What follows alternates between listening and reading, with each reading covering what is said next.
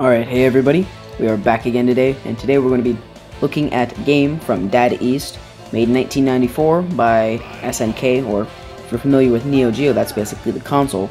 We're looking at Flying Power Disc, or Windjammers. Windjammers if you played it in the arcades, on the MVS or on the AES, and Flying Power Disc if you were playing it on the Neo Geo CD like I am.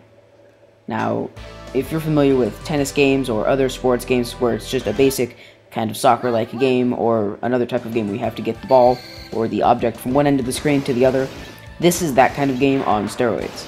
Now, this is a frisbee game, and I've never seen a whole lot of these naturally, but knowing SNK and any company, they can make this kind of game fun, which is pretty hard to do for me, or at least a retro game, because how many sports games from the NES besides Temco Super Bowl, and I don't know, maybe with the exception of a couple other games, are fun? That you did not grow up playing. I never had one of these growing up, actually. I wasn't even born when this Neo Geo CDZ came out, or when this game came out, but I kind of regret that, because this game was fantastic, and I would have loved to play this on the arcades.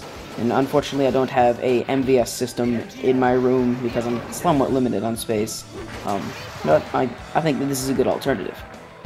Now, to explain a few things that's going on the screen, on the top you have your timer and how many points. I'm on the left, I'm America.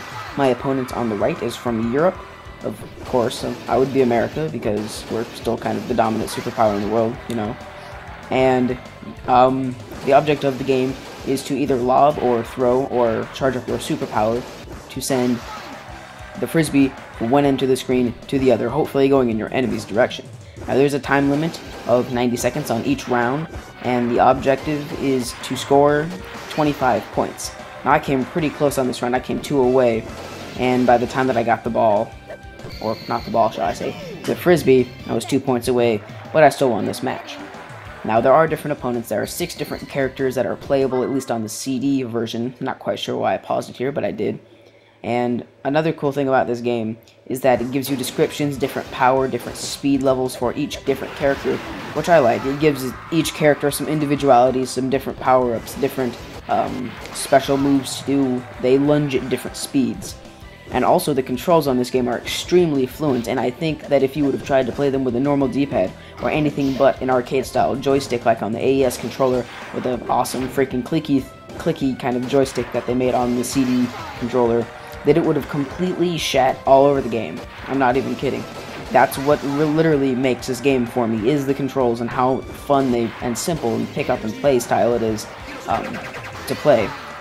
And there was the opponent's special move. But all you do is you can aim, you can roll, you can lob the ball, or the disc, which is you throw it up high in the air, and hopefully you can land it on the ground before your opponent can get to it. And that's pretty much how that works. Now, the A button on the controller, that one works as either to charge your power up, and see, I just missed it like I wanted to earlier. And you can either charge your power up if you knock the ball, or the disc, shall I keep saying. You knock that up in the air, you're able to charge up your power up. Now, that is very effective for trying to score the last couple points in a match or something, or if you can just catch them off guard. Now, another thing that you can do is if you hit the B button, you can lob it up in the air. I'm sure that you'll see that sometime during the review. Yep, there's when you hit the disc up, and I just charged my power up. And I just won this complete match, and America is celebrating. Woohoo. Winning. Well, I've always been winning, but whatever. No, that was sarcasm. But and what you can do is, when you're at least throwing it, not lobbing it, which is throwing it up in the air, what you can do is you can put a curve, you can put a spin, you can put an angle on the ball, depending on how you move the joystick and according to where you want to throw it. You can make it curve sideways, you can make it curve the other ways, and you can just do a straight shot and have it bounce off the wall.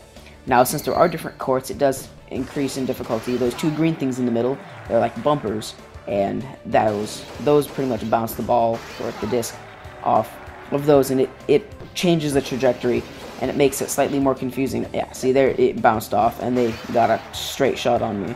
But, yeah, whatever.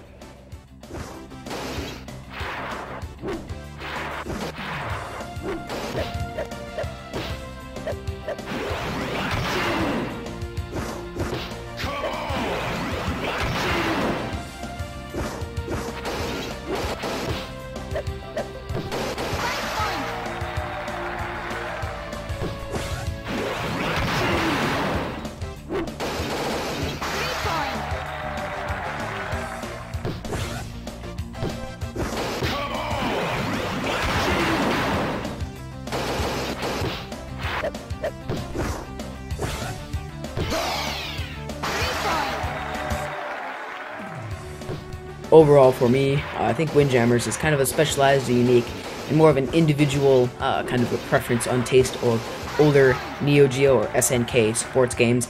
I find that they always did a particularly good job with sports games like Baseball Stars. That's one of my favorite baseball games of all times. I will definitely take that over a modern 360 or a PS3 baseball game, at least in my opinion. I know the graphics aren't as good, but it's about the fun. I don't terribly care about the graphics. That's why I greatly enjoy, I don't know, 8-bit and Atari 2600 games and stuff like that. But in conclusion, I guess the game it's okay for just a random Neo Geo title that was never really popular. You can find it for about $30 for an English copy on eBay. I got mine, the UK version. You can tell because of the yellow epilepsy slip on the first page on the manual. Anyway, thank you guys for watching. This is the dog bonus stage real quick. Thank you guys for watching. I hope you guys have enjoyed it, and remember, keep playing.